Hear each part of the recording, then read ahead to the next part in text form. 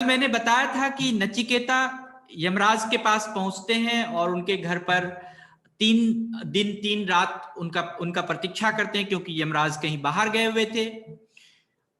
तो मेरा एक प्रश्न है कि नचिकेता एक इंसान होकर वह कैसे यमलोक पहुंच गए?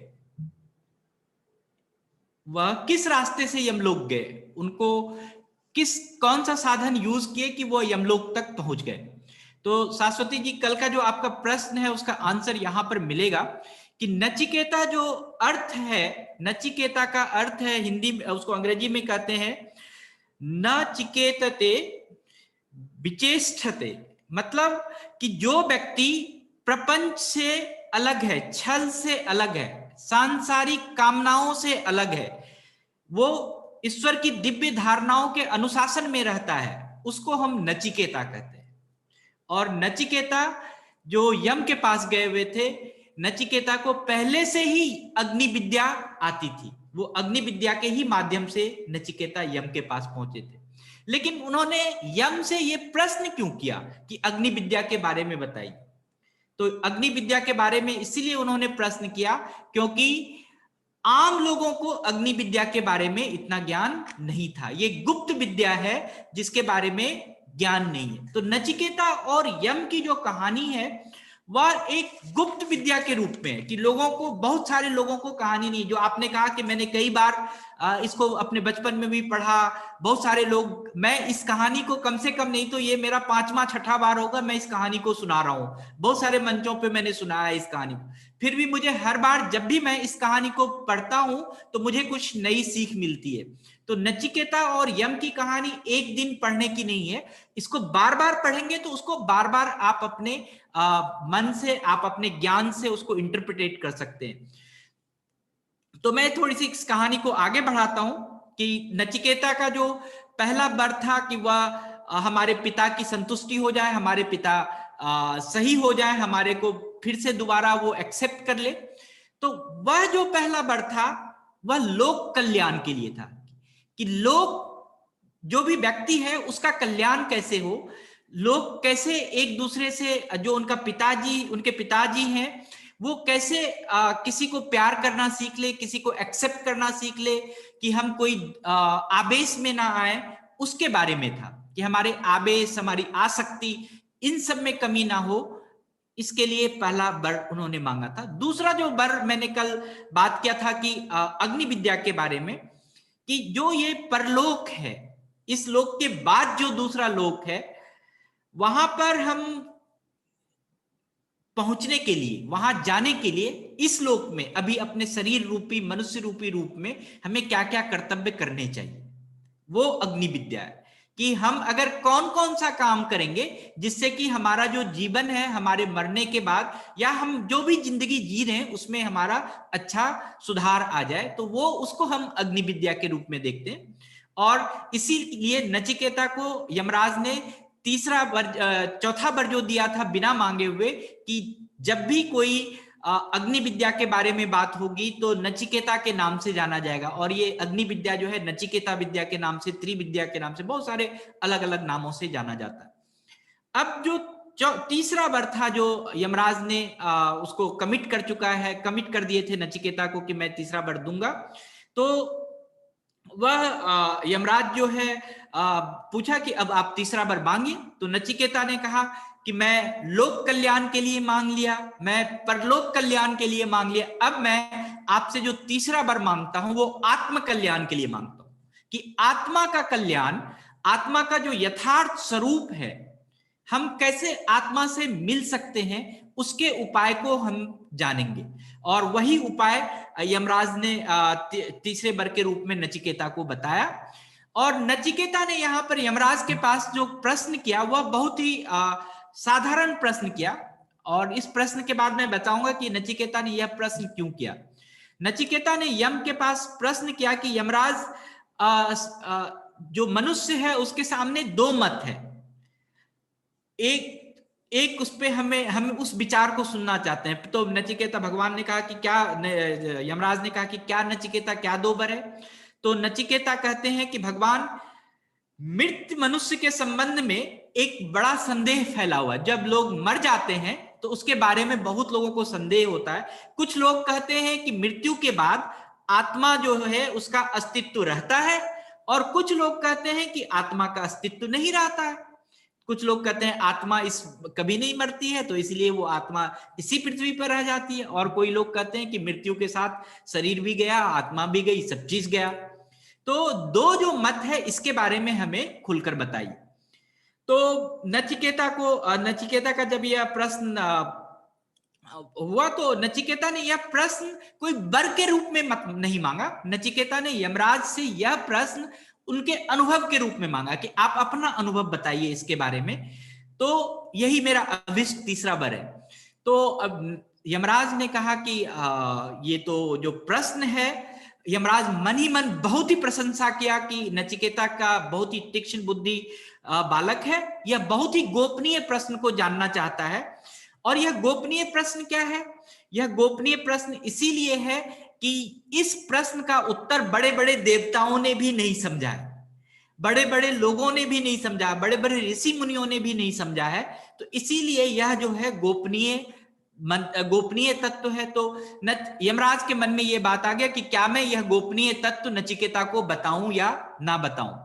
और अगर कोई गोपनीय विद्या होता, आज जो है गुरु पूर्णिमा है, तो गुरु जो है जब कोई ज्ञान देता है तो वह पूरी तरह से अपने स्टूडेंट्स को टटोल लेता है कि वह उस ज्ञान को लेने लायक है या नहीं है। हमेशा यह कहा जाता है, आप कभी भी कुपात्र को या जो भी बच्चे हैं उसको, अगर वह उस ज्ञान को हैंडल नहीं कर सके, उस ज्ञान का यूज नहीं कर सके, उस ज्ञान का परमार्थ में नहीं लगा सके, तो वह ज्ञान भी नहीं देना चाहिए। इसी तरह से जो दान है वह कुपात्र को नहीं देना चाहिए।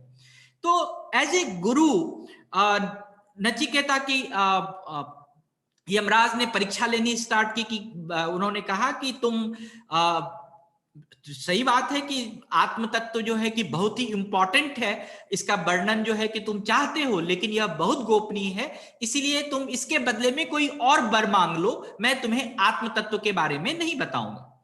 आत्म तत्व जो है अत्यंत सूक्ष्म विषय है, पहले देवताओं को भी इसके बारे में नहीं पता था, तो अतएव तुम दूसरा वर मांग लो। तो नचिकेता ने कहा कि आत्म तत्व तो कठिन है, या इसको सुनकर और इसको समझकर अगर हम अपने जीवन में इसको उपयोग करें तो हम बहुत आगे बढ़ सकते हैं, हम लोगों का बहुत बड़ा कल्याण कर सकते हैं और हम ये मृत्यु से छुटकारा पा सकते हैं। इसीलिए मुझे तो यही आत्मवर बता दीजिए। फिर मृत्यु देवता ने कहा कि नहीं जी, इसके बारे में यह बहुत ही अत्यंत सूक्ष्म विषय है, इससे यह सिद्ध होता है कि यह महत्वपूर्ण विषय है और इसकी तुलना हम किसी और वर से कर सकते हैं। तुम कोई भी वर मांग लो, चाहे तुम बड़ा बड़ा ऐश्वर्य मांग लो, धन मांग लो, संपत्ति मांग लो, स्त्री मांग लो, कई राज्य मांग लो, जो चीज मांगना है वो मांग लो, लेकिन इसके बारे में, आत्म तत्व के बारे में मत मांगो। तो यमराज के बात को नचिकेता ने कहा कि प्रभु, मैं आपकी हर बात को समझता हूं, मुझे इन सब किसी चीजों की जरूरत नहीं है, मैं तो जो भी सुनूंगा वो आत्म तत्व के बारे में ही सुनूंगा। परंतु फिर भी अगेन यमराज ने जो है कि दोबारा भी उनकी तिवारा भी 4 बार 5 बार उन्होंने परीक्षा ली कि तुम गौ मांग लो, तुमको जो चीज मांगना है वो मांग लो। तो नचिकेता नहीं हिले। तो यमराज उस अपने शिष्य का, नचिकेता का खंभा को हिलाकर, उसके मन को हिलाकर टटोल कर यह देख लिए कि नचिकेता हिलने वाला नहीं है। नचिकेता अब जो है ये बिना इसके बारे में बात किए हुए नहीं जाएगा। तब उन्होंने कहा कि ठीक है, हम अब आपको आत्म विषय, आत्म तत्व के बारे में बताते हैं। तो लेकिन उससे पहले यमराज एक प्रश्न करते हैं नचिकेता से कि तुमको मैंने इतना तुम्हारा टटोला, तुमको इतना सारा मैं प्रलोभन दिया, तब भी तुम अपने रास्ते से नहीं हिले। तो उन्होंने कहा कि जो भी आपने प्रलोभन दिया वो सिर्फ क्षणभंगुर है, कि आज अगर राज्य होगा कल नहीं होगा, आज हमारे पास धन दौलत होगा, आज गायें होंगी, आज स्त्रियां होंगी, आज हमारे पास सब कुछ होगा, लेकिन कल हो सकता है कि वो चला जाए। जो महान ज्ञान है वो कभी भी नहीं जाता है, जो सूक्ष्म ज्ञान है वो हमेशा आपके पास ही रहता है। इसीलिए मैंने अपने रास्ते से नहीं हिला। तो आत्मा का अस्तित्व है या नहीं ये जानना बहुत जरूरी है। तो आप इसके बारे में हमें अपना अनुभव बताइए और उसी का हमें उपदेश कीजिए। तो यमराज ने सबसे पहला कहा कि आत्मा जो है वो सत्य है और यह तत्व गूढ़ है।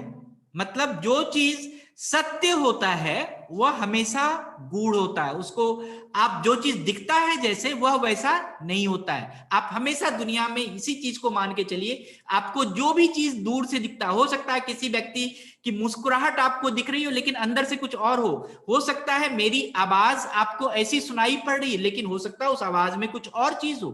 आप जो भी चीज देख रहे हैं, टीवी देख रहे हैं, कोरोना देख रहे हैं, लाइफ में जितने भी चीज देख रहे हैं, आपको हमेशा ये चीज को, इसकी जो वास्तविकता है उसको बिना जाने, वास्तविकता को कैसे जानेंगे?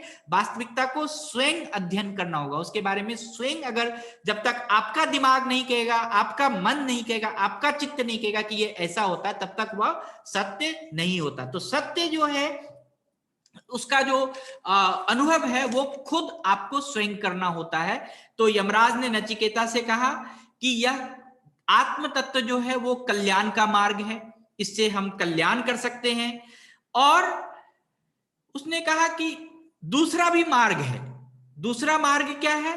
कि हम सांसारिक जीवन में सुख, भोग, ऐश, आनंद, ऐश्वर्य इसको भी ले सकते हैं। तो नचिकेता को उन्होंने बताया, यमराज ने बताया कि दो मार्ग हैं रास्ते में, एक श्रेय मार्ग है और एक प्रेय मार्ग है। श्रेय मार्ग का मतलब होता है कि हम दूसरे का कल्याण कैसे कर सकते हैं, और प्रेय मार्ग का क्या होता है अर्थ, कि हम सांसारिक जीवन से हम कैसे आकर्षित हो सकते हैं, जो हमारे आसपास की जिंदगी है उससे हमारा आकर्षण कैसा है। तो हम लोग आगे बढ़ाएंगे इस बात को, कल इस चर्चा को, कि श्रेय मार्ग और प्रेय मार्ग को जब तक हम नहीं समझेंगे तब तक हम आत्म तत्व को नहीं समझ सकते हैं। तो नचिकेता को पहले यमराज ने श्रेय और प्रेय मार्ग के बारे में बताया, फिर उसके बाद आत्म तत्व के बारे में और भी एक दो स्टेप जानने के बाद तब उसको आत्म तत्व के बारे में बताया। तो मतलब आत्म तत्व इतना गूढ़ है कि पहले हमें उसके लिए प्रिपेयर होना होगा, पहले हमें उसके लिए समझना होगा, तभी हम आत्म तत्व के बारे में समझ सकते हैं। तो थैंक यू। मैं इस चीज को कल भी कंटिन्यू रखूंगा। तो गुप्ता सर।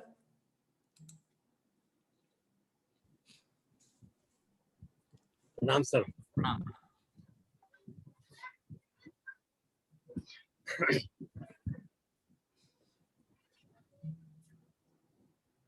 सर अभी जो आप आत्मतत्व की बात कर रहे थे उसमें ये है कि सबसे पहले तो हमारे विचार जो है ना वो सकारात्मक होने चाहिए। अगर हमारे विचार सकारात्मक नहीं होंगे तो हम किसी भी तत्व को नहीं जान पाएंगे, चाहे वो कोई सा भी तत्व हो, जीवन का तत्व हो, आत्म तत्व हो, कोई भी तत्व नहीं जान पाएंगे। नंबर दूसरा, अपने आप पर भरोसा होना चाहिए। अपने आप पर भरोसे से मतलब मैं जो कार्य करने जा रहा हूँ उससे दूसरों का क्या हित होगा। अपना हित बाद में सोचना है, दूसरों का हित, परित को हमने बाद में सोचना है, तो हमको मिलेगा।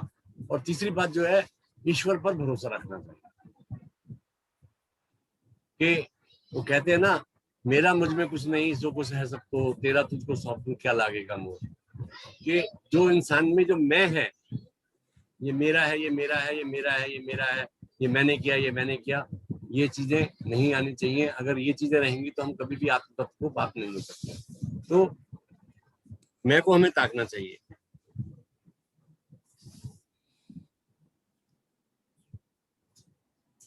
हर पल हिम्मत से रहना चाहिए।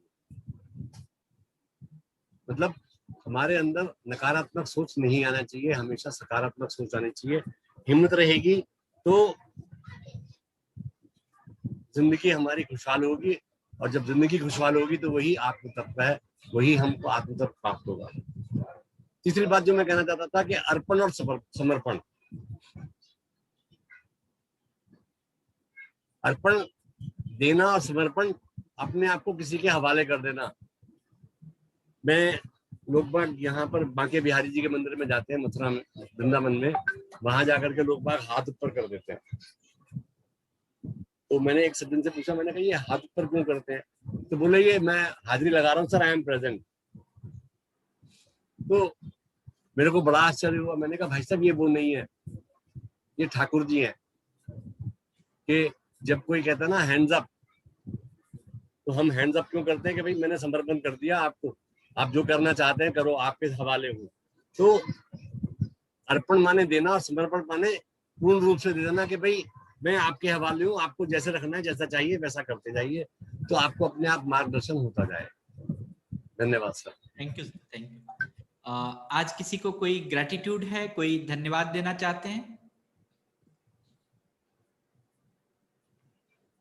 कोई भी किसी के लिए? जी जी जी संगीता मैडम।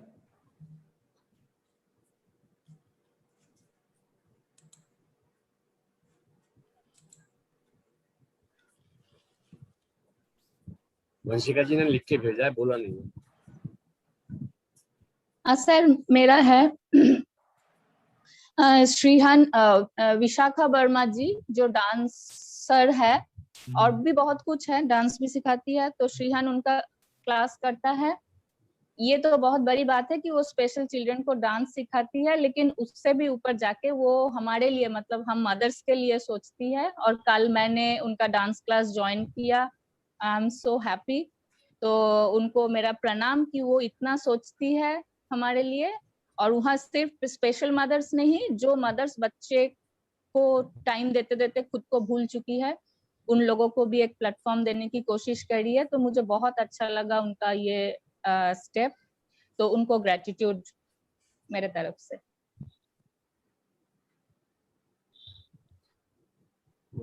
शाश्वती जी, इससे हमको क्या शिक्षा लेनी चाहिए कि वो एक बहुत पहले एक गाना आया था कि अपने लिए जिए तो क्या जिए, ये दिल ये जा जमाने के लिए। हाँ। तो वो उस राह पर हमको सर। चले तो आत्मज्ञान अपने आप से हो जाएगा। जी सर। हम अपने लिए तो करते करते हैं, दूसरों के लिए जो हम कर सकते हैं वो बहुत बढ़िया बात है। Thank you.